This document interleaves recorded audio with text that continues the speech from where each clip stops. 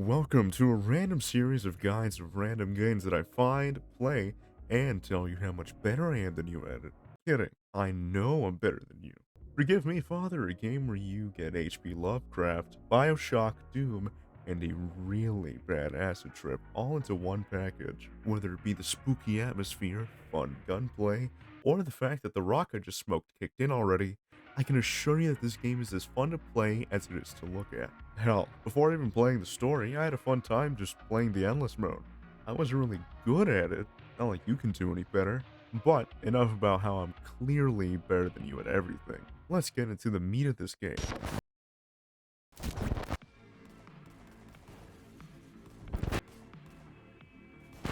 First thing you notice when starting a new game is you get two choices of characters to play as.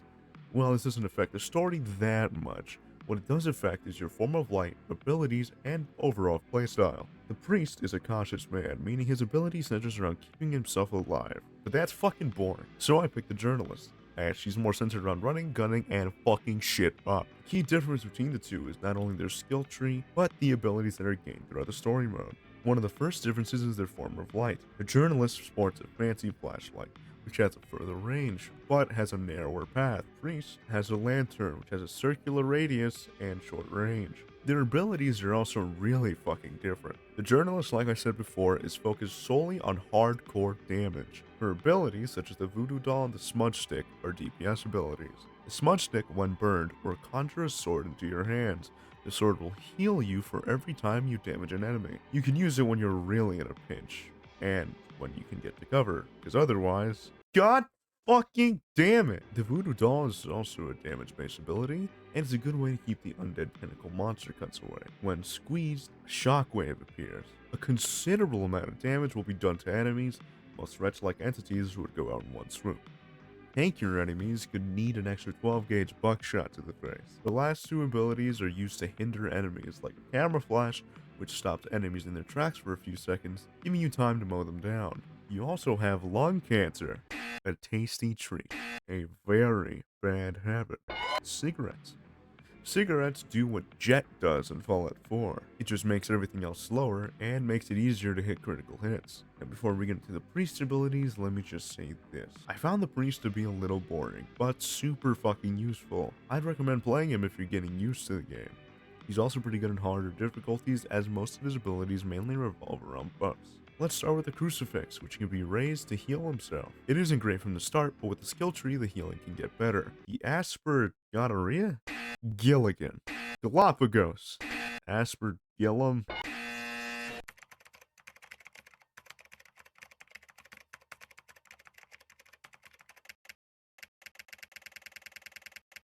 Aspergillum. How the fuck was I supposed to know that? The Aspergillum does what the camera does for the journalist, stunning enemies in their tracks. The Necronomicon gives her vulnerability for a few seconds, so whenever you're backed in a corner, it could be useful to use. Then there's the Medallion, which gives you infinite ammo for 3 whole seconds. While it doesn't seem like much, you can ask my past exes. They will assure you it's not. What did I do wrong? If you need to mow down a metric function of enemies in a single room, running in with a Tommy gun, cigar, and an Italian accent, along with the medallion, would rattle anyone. Every bad guy's got a few skeletons in their closet. Rattle 'em, boys! Some things to bear in mind. Each of these abilities have an animation that goes on for 1 to 2 seconds. This makes it hard to use abilities on the fly, so make sure you're in a decent enough spot before you use them. Another thing is that each of these abilities can be upgraded with a skill tree, mainly how long they last, besides the cross, which affects how much you get healed. This seems to be about it when it comes to abilities, so let's get on to the next thing. Each night under the snow, I sit alone. Let's talk about the weapons and the skill tree upgrade paths for each one. One thing to note about the upgrade paths is that there will always be a trade-off. This can either be the weapon stats themselves or health and shield upgrades.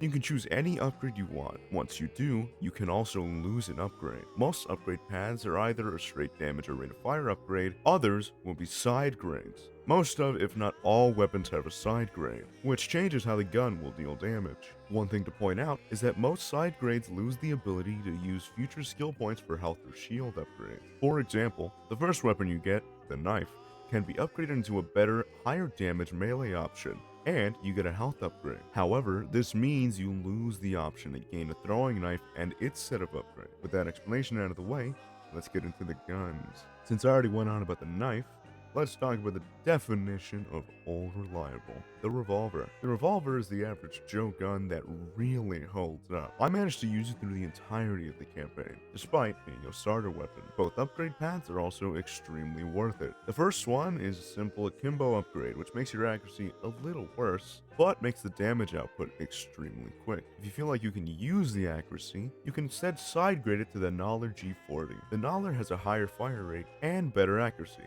However, the drawback is that it does slightly less damage. There's also the double barrel shotgun, an absolute beast of a weapon. It can output major damage up close, and its upgrade path is interesting, to say the least. You can either go with the power shotgun, which is just a straight damage upgrade, or there's this monstrous thing. This is the Spitter, an over-under shotgun with 3 barrels. This is still a straight upgrade, however the key difference is how the pellets work. Instead of just straight lead, the rounds bounce off the walls, essentially doing ricochet damage. When you upgrade that, you get the Abyssal Shotgun. This adds more pellets and turns it into a pump action, making it faster to shoot. The Todd MP18 is a 3-round burst SMG. One thing you should know is that this gun also shares ammo with the revolver/Noller. I personally didn't use this weapon that much, but that doesn't mean you can't have fun with it. Following the pattern, you can either choose for the straight damage and rate of fire upgrade, and a chance of better survivability with health or shield, or if you really want to fuck shit up, the Nastod LD32 is right up your alley.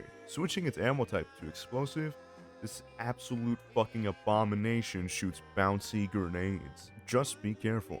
They have the ability to cause self-damage, so use it carefully. Upgrading this will give you the Nastod LD62. Real original name scheme. All you get here is a damage and rate of fire increase, but you get less of an explosive radius, which means you're also going to have to be a little more wary to where you put your nades. The Rusty Vito is a Tommy gun with a high rate of fire and pretty good damage. The upgrade, upgrades both of those attributes. Do I really have to explain this? The side grid path turns it into the Tentacles, a fucking laser beam.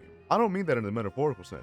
It's literally a fucking laser beam. This means it has the accuracy of a laser, more damage, and range. One thing that does change is the ammo type. Going from brass to AA batteries, this thing is good to have when you need to clear out a room. If you want to take the room off the face of the earth, the Tentacles Mark II is the weapon of mass destruction for you. Giving you a more focused laser, this upgrade lets you do more damage with less ammo consumption. If you've played Quake, you might recognize a gun like this. The Energy Booster is an energy gun with a fast rate of fire. The upgrade, the Energy Catalyst, just adds more rate of fire. No damage upgrade for this one. However, its upgrade path is really weird. You have 2 upgrade paths. You can either turn into the Worm's Nest, which shoots a straight line of worms. It's a pretty good way to get rid of a metric fuckton of enemies in a narrow space, like always. It also switches the ammo type from energy to explosive. The Big Worm's Nest? That's so original. The damage goes up by a fuck ton, and the radius also essentially doubles. The second upgrade path involves you upgrading the booster to the catalyst. The Thunder on Monomonopia. The Thunder. Fuck! The Thunder. The Thunder is an explosive energy orb launcher that looks like it came out of Black Mesa. When upgrading to the Thunder Mark II, you will notice that the only way to get it is by leveling up the catalyst. That's because they're a mixed version of each. The upside is that you get to keep the catalyst and use the Thunder Gun Mark II. That and the rate of fire is almost double, letting you either do big damage or clear a room faster than an unshowered Discord mod. The last weapon on the roster is the Harpoon, which does a lot of damage, but you have to be very precise. You should essentially use this like a long rifle. The Harpoon only has one upgrade path, and that's the Whale's Bane. The Whale's Bane shoots 3 arrows. The 2 that are on the side are still fairly high damage, but definitely do less damage than the middle arrow. The firing rate, or in this case the reload, is also faster in comparison to its unupgraded predecessor. Now, a weapon I do want to mention that isn't in this skill tree is the Holy Gun. The Holy Gun is a dinnerplate LMG that could be obtained through a power-up. It only lasts as long as the bullets that are in it, and if you spray and pray like I do, it will not last. That's about it for the weapons, so time for the fun part, baby!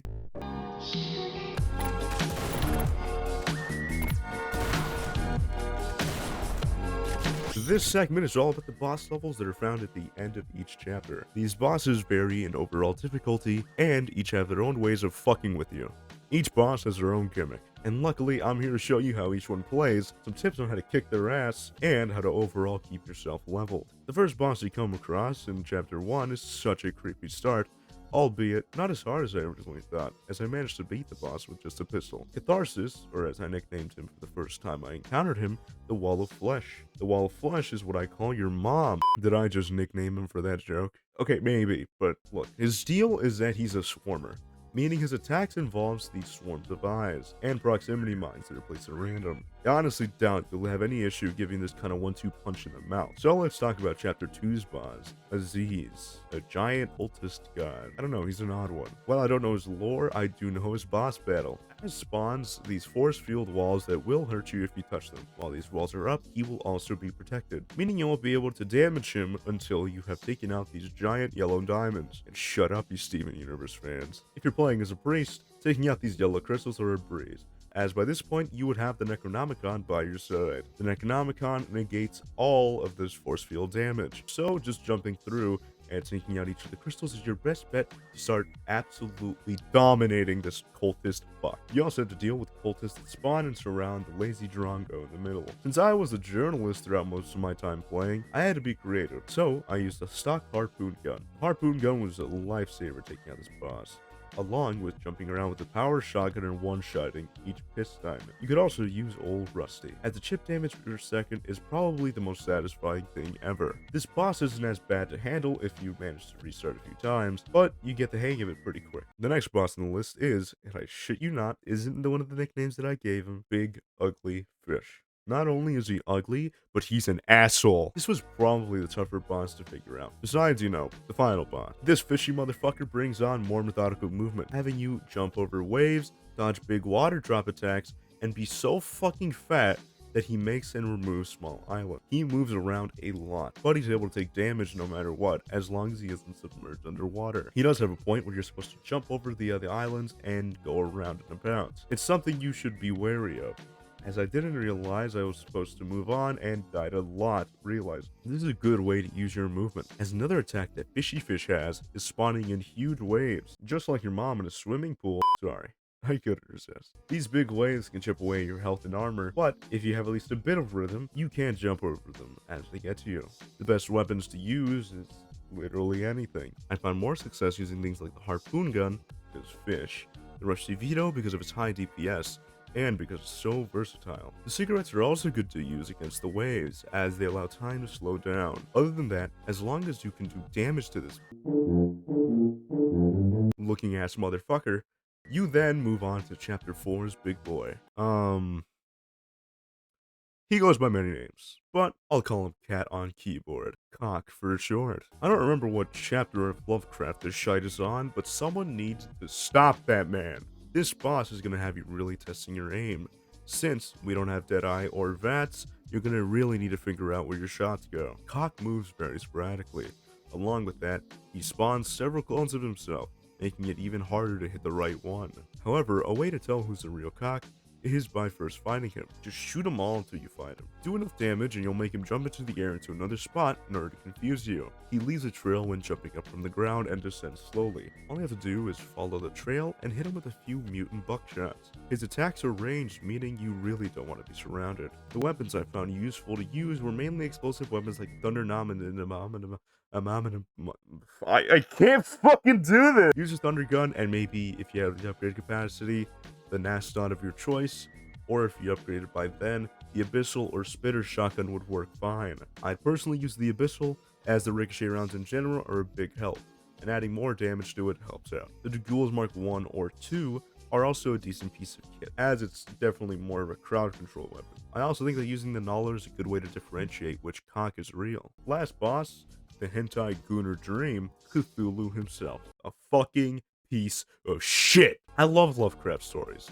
despite him being a really weird dude. Hell, have you seen the name of that motherfucker's cat? It's actually wild. But god, this guy is a fucking nuisance. Not an entirely You know, bad one, mind you. He's a barrage type enemy, meaning he's a belligerent bastard. The barrages in question are lasers. Lots of lasers. Along with that, he has a main attack having you traverse through balls of light. Along with that, a bump in the floor that moves slowly but can and most likely will damage you if you touch it. As long as you use correct movement and focus, doing damage during these small breaks between each attack is the way to go. This fucker has the biggest hitbox. You can honestly use anything and get some form of result. I would recommend using something like the Energy Catalyst, the Veto, or the Deagle Merc 2. One fun fact, each time you beat a boss, you are getting what is essentially a skill point refund token. This lets you rethink your build, either going for a fuck ton of armor and health upgrades, or going for the alternate versions of guns. Have your fun, and just use whatever you want to fuck up these absolute weirdos. Wrong to my phone way too often. I just don't know what to say. You know, it might be it. After working on this for a while, I've come to realize one thing. You must be real bored if you're watching through this whole thing. Or you just need some background noise while you were failing your homework. Or hell, you could be one of those 4 Forgive Me Father super fans, which I commend you greatly for. This game is incredibly unique, offering fun gameplay, beautiful visuals, and an awesome sequel that I've yet to pick up, but would love to play. Wink wink, it sponsor me, Bite Barrel, another wink. Anyways, if you have some extra money, try this game out. And if you don't, hopefully this video compels you to try it out, and maybe use some of the tips that I gave you to be at least a little better than me. So as of now, I hope you enjoyed. And if you didn't, fuck you. Who loves and kisses and all that shit. In reality, I'm drawn to my phone way too often. The time